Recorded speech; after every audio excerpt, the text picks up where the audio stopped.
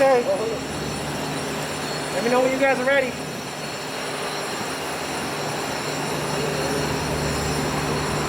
Y'all ready?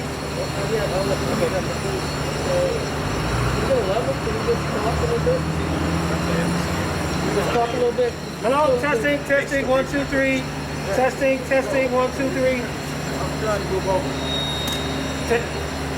I'm doing mic check. Mic check, testing, testing. 1, 2, 3.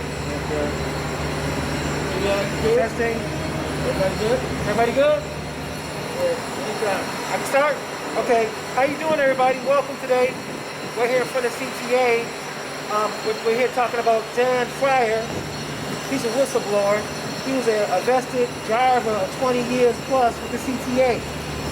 He lost his job because of Ron Emanuel's political influence and interference. All employment for his own agenda.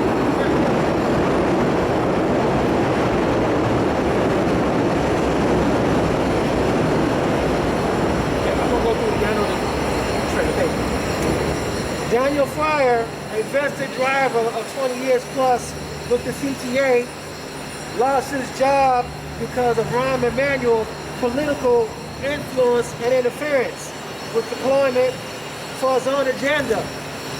Losing his job made him homeless from 2016 to 2019.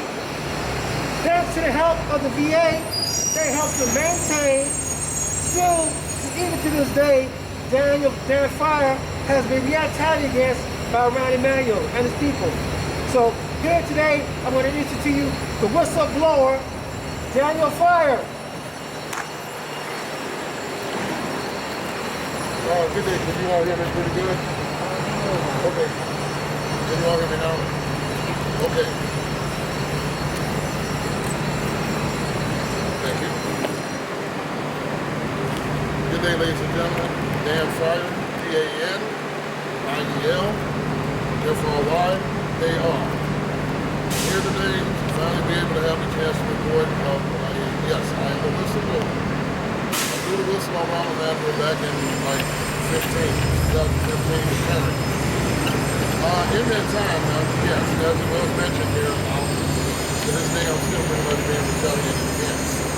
Now, with the help of my union local president, my chances of returning to work are still being delayed. Now, today we're going to get to the specifics of this. I have with me my former union representative. His name is Gus Stevens. Today we're going to cover the following. We're going to cover exactly what it was I blew the whistle on.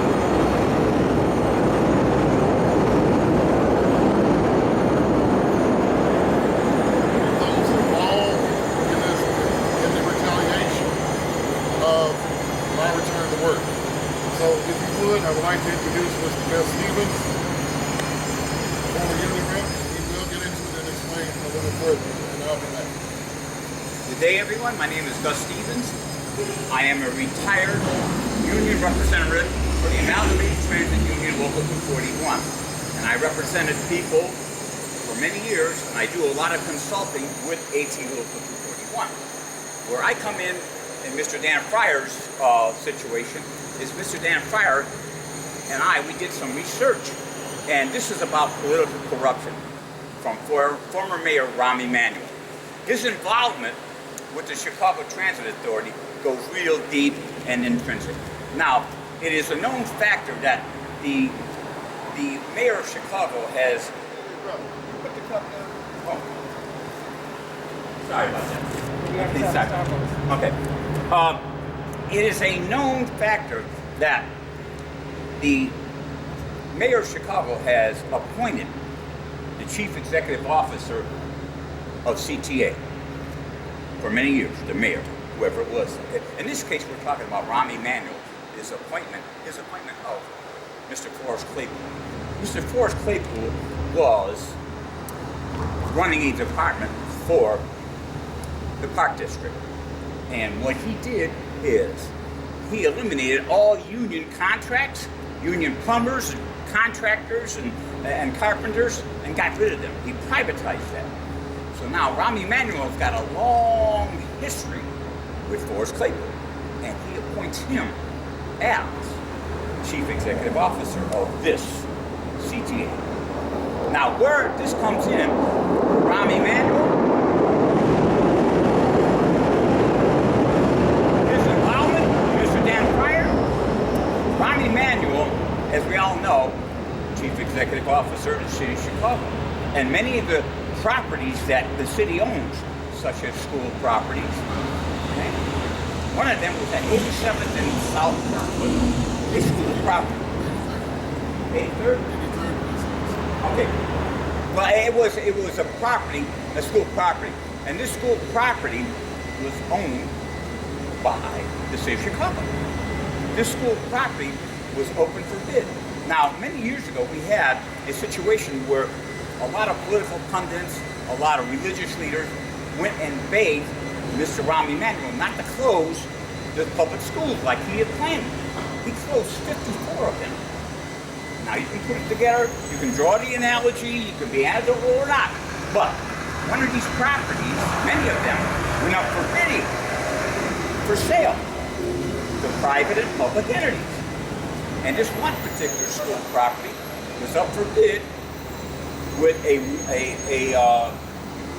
tycoon, a real estate tycoon, and a church organization.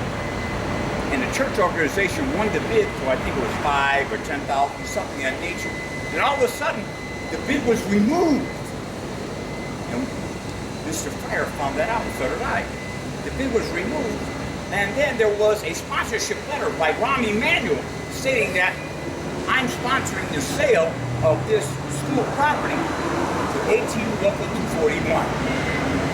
Now, in comes the involvement of a school property. Wait a minute now.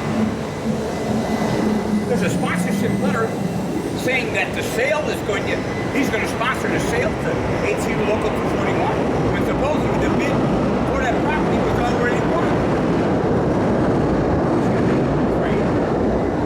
The bid was already won. Now, enter the particulars. Who's involved with this property? Is this property, was it up for sale? When you look at the bidding procedure of the property, now you see that there's two different PIN numbers. And these PIN numbers are associated with the property as far as who's paying the tax on it.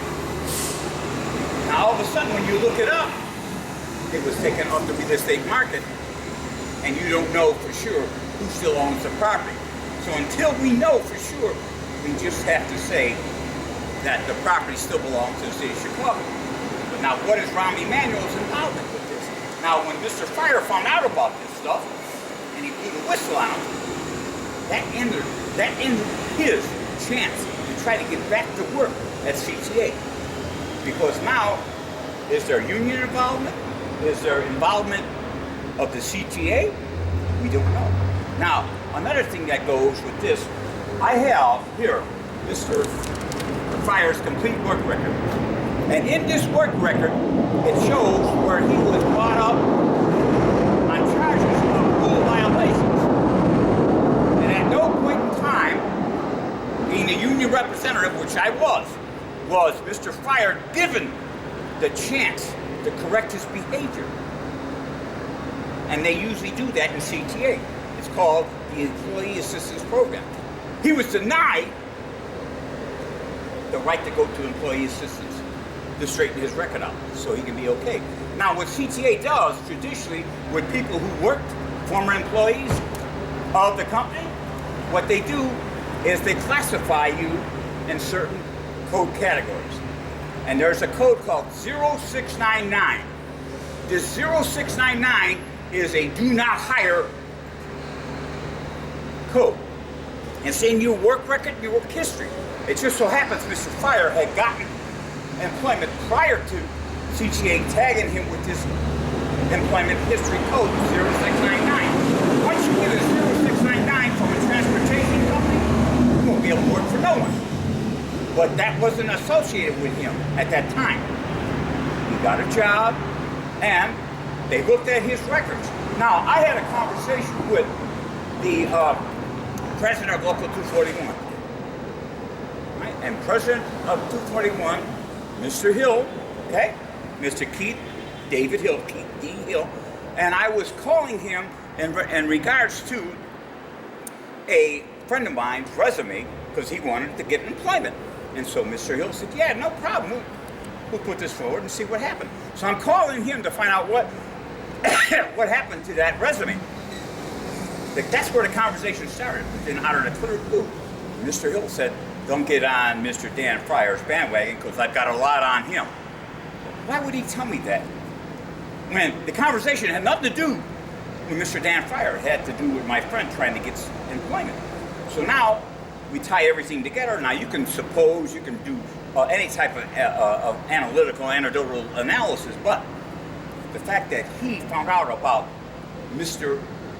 Rahm Emanuel's involvement in the sale of school properties, wow. And going back to the press conference that they had with all of the religious leaders and other political people, the pundits that said, please, Mr. Rahm Emanuel, do not sell these schools. Because what Mr. Rahm Emanuel did, this is another unscrupulous activity. If you remember that we used to have public schools, private schools, but what he did by creating this environment, he created and opened the door for chartered public schools. That eliminates public instruction. And Mr. Fryer found that out. So he blew the whistle on this whole thing. So now he's got a bad mark on him because of Rahm Emanuel and his involvement. We don't know how far Rahm Emanuel goes with this. Now, we have something here called the RICO Act. And the RICO Act talks about all kinds of corruption. It doesn't have to be mob-related, but just corruption. Now there's a thing called SLAPP, and that stands for Strategic Lawsuits Against Public Participation. Public participation right here. We're talking about political corruption.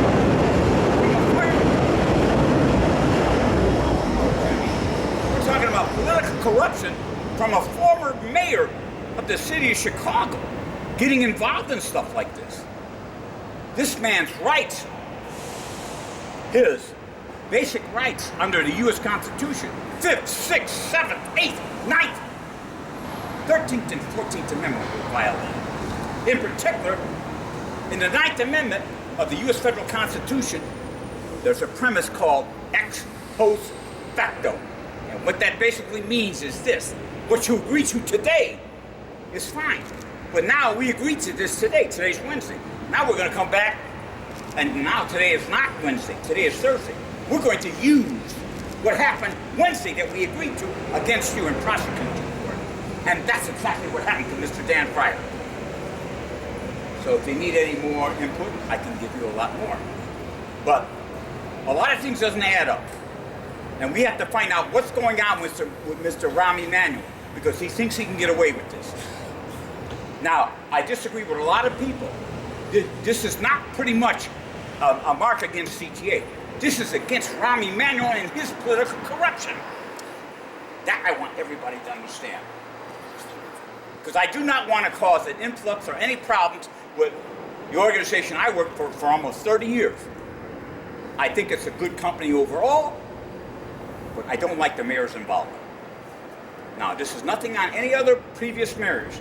This is only about Rahm Emanuel. What happened with this guy? Is there a federal probe going on? Right now, it could be with the FBI, it could be with the U.S. Attorney's Office, it could be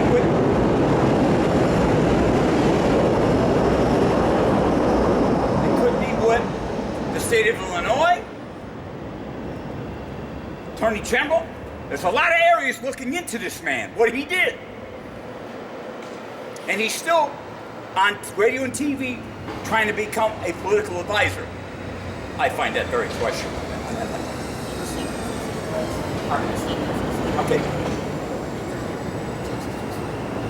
Okay. According to as Mr. Stevens has said, he has laid out quite a few things pertaining to a lot of federal laws and federal charges that will come up. Okay. one of the perfect examples of what he was speaking of was I got accused of having multiple felonies, and it was said that the Chicago Transit Authority had found these felonies and all these unusual charges.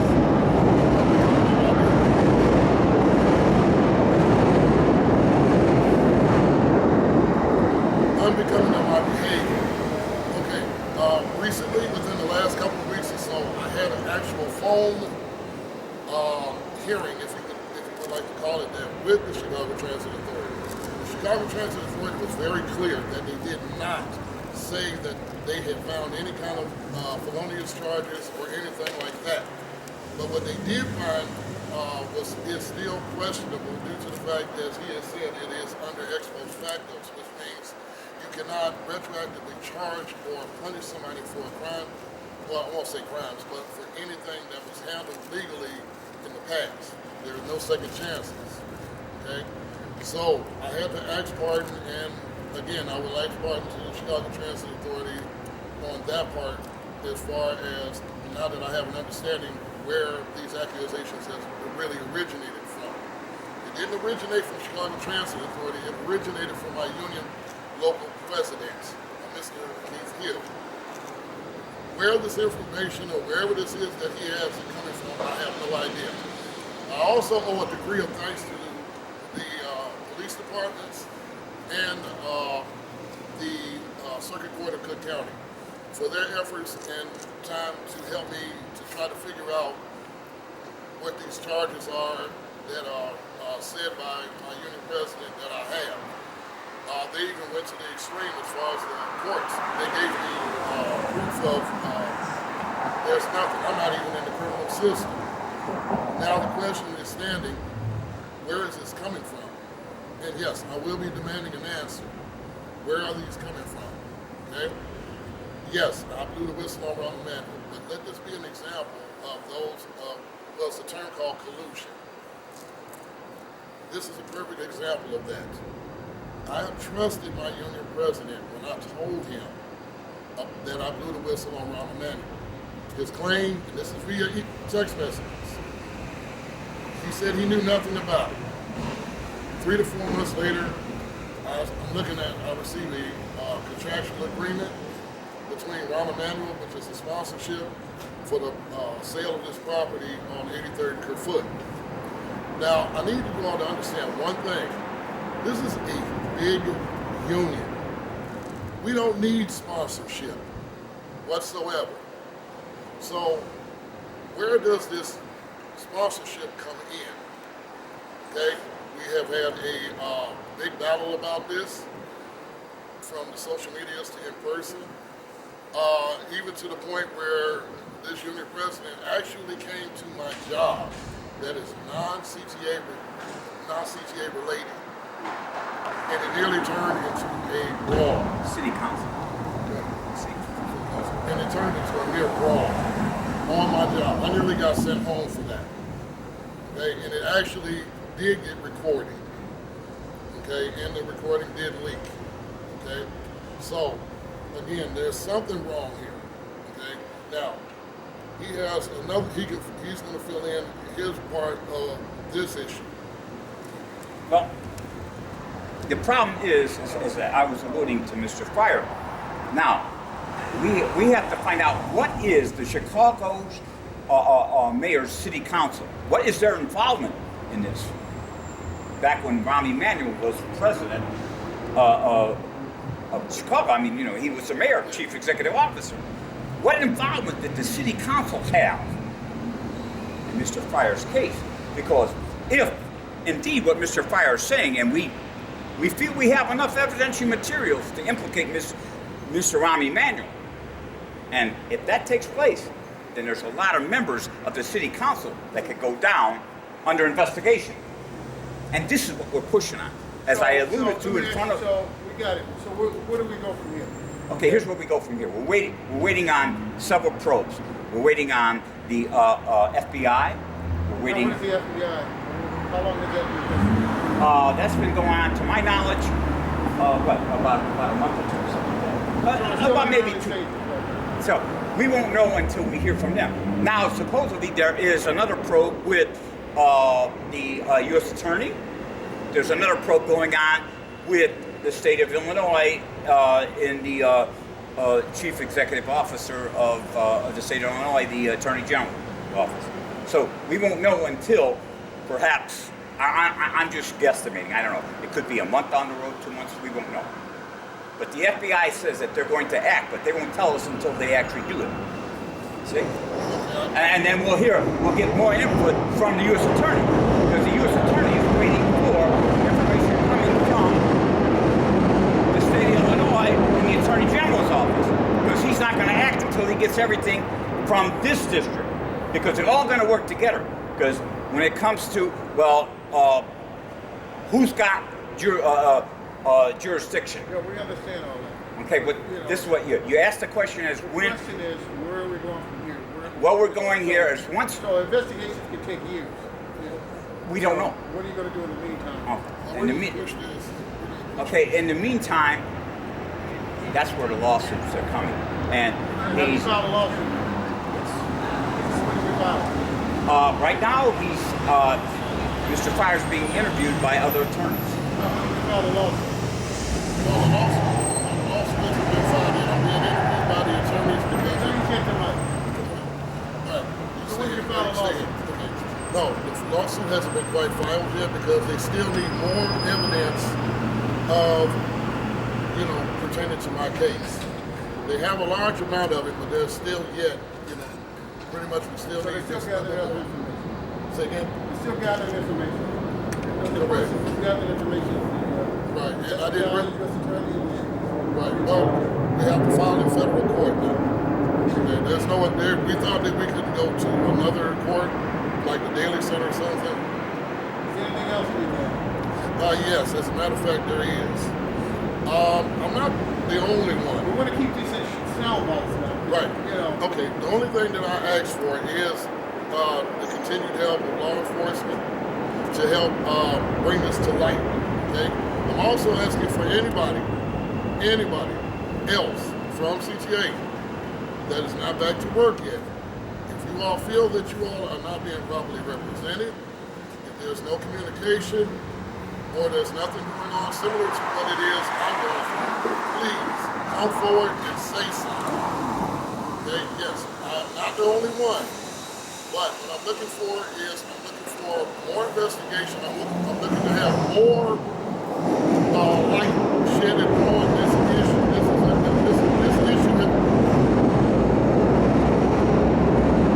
This issue has been going on for exactly 4 years plus now.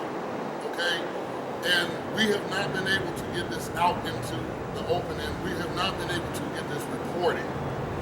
So, and yes, this is still continuing. Okay, all I ask is for, we have to keep this going. Okay, thank you. Thank you. Hey. Okay. Thank you everybody coming to the press conference. I guess that's it. Thank you everybody. I like him. It's You important. guys are talking too much. You guys are taking the sound bite. He's a newspaper guy. Right. That's good. But the TV, short sound bite. Okay. Well, So this you got people. Once I get this to somebody, they're not going to go. They're going to edit it. They're not going to sit there and do it. And you need to talk to some investigative reporters. TV and leave. Right. All right. We're just camping. Right. Well, So- that's a good education. Well, they're probably going to edit it, so we don't know if it's going to be on TV. We don't even know if it's going to be aired. Hey, D, don't move those mics. Okay. Sounds pretty good though. Well, I wanted to make it categorically clear so that Get my these, picture, get my picture. Get my picture. I wanted everybody to know that this was about.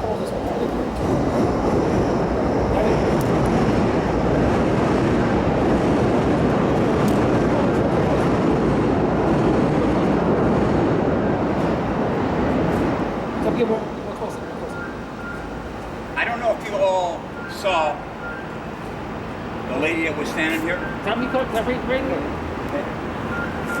That lady is a representative of the CTA. Oh, what she said? That's what she just recorded everything. She recorded everything for CTA. She held the Okay? camera like this. She She's did. sneaky. Yeah. No. She talked to me. She asked, "Well, what's this about?" I said, "Well, if you listen, you'll find out." Also, CTA was recording us the whole time. The lady Yes. She had a phone like you saw it. I saw over there. I didn't see her with the No, phone. she recorded us the whole time. The lady. I don't know if you saw I it. didn't know who Maybe she it was was. there. Yeah, I know. Yeah.